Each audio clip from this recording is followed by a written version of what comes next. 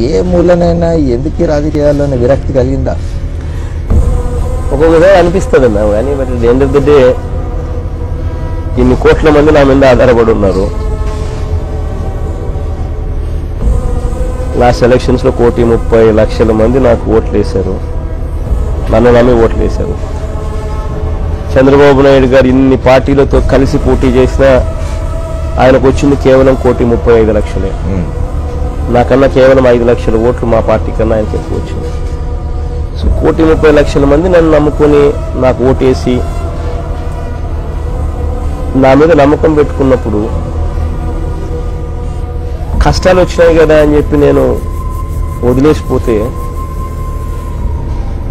ఆ లీడర్లు అయితేనేమి, గ్రామ స్థాయి నుంచి సర్పంచులు గాను ఎంపీటీసీలు గాను పోటీ చేసిన వ్యక్తుల దగ్గర నుంచి అభిమానించే ప్రజల దాకా వాళ్ళందరికీ అన్యాయం చేసిన వ్యక్తులు అవుతానేమో అన్నది ఎప్పుడు it was always behind my head.